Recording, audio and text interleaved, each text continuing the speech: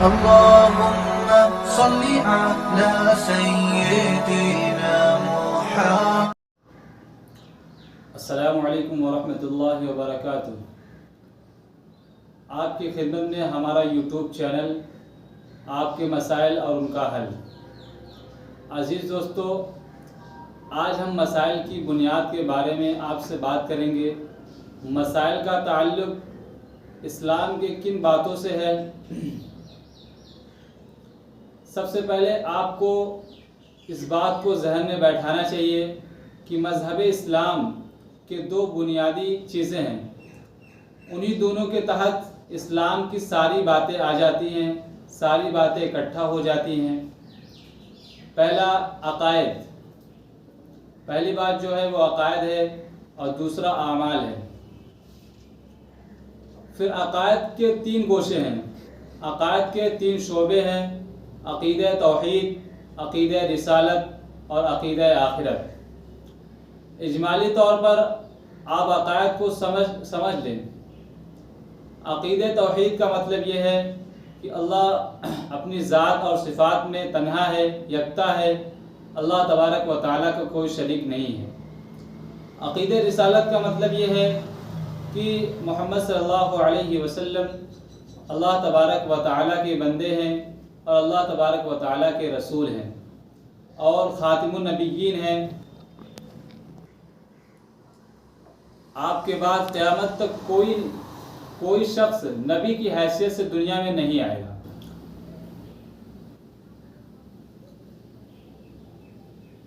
جو بھی نبوت کا دعویٰ کرے گا، رسالت کا دعویٰ کرے گا، وہ جھوٹا ہوگا، فراڈ ہوگا.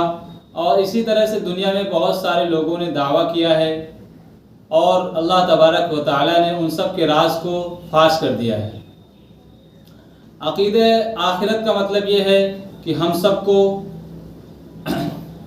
مرنے کے بعد دوبارہ زندہ ہونا ہے اور اس کے بعد حالات کچھ پیش آنے والے ہیں جن کے بارے میں اللہ اور اس کے رسول صلی اللہ علیہ وسلم نے اور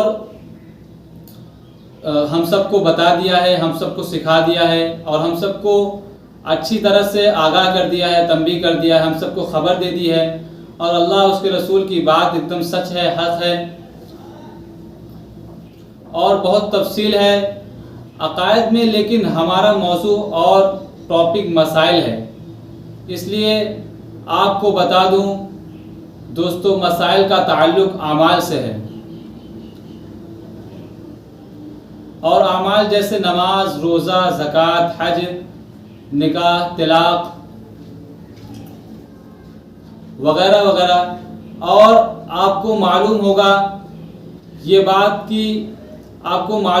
بات کہ اعمال میں سب سے پہلا عمل جو بندوں پر نازل کیا گیا ہے، جو بندوں پر فرض کیا گیا ہے، وہ نماز ہے. اور نماز کو اسلام کا رکن شامل کیا گیا ہے، اسلام کا رکن بتایا گیا ہے ہم سب کو. نماز بنیاد ہے. اور دوستو آپ کو بتا دوں کہ نماز کے لیے پاک ہونا یعنی طہارت حاصل کرنا شرط ہے. وداؤٹ پاک ہوئے ہم سب کی نمازیں قبول نہیں ہیں. ہمارے دوست کچھ ہیں، ہمارے مسلمان بھائی کچھ ہیں جن کو پاکی کے بارے میں معلوم نہیں ہے. پاکی کس کو کہتے ہیں؟ ہم لوگ ایسے ہی نماز کو ادا کرتے ہیں اور طرح طرح کے مسائل، ہم سب سے ایسے چھوٹے موٹے مسئلے ہم اس کو چھوٹی موٹی بات سمجھ کر چھوڑ دیتے ہیں. لیکن یہ بہت بڑی بات ہے، پاک ہونا بہت ہی ضروری ہے. ہم نماز پڑھیں گے تب بھی ہمیں پاک ہونا ضروری ہے، قرآن پڑھیں گے تب بھی ہمیں پاک ہونا ضروری ہے.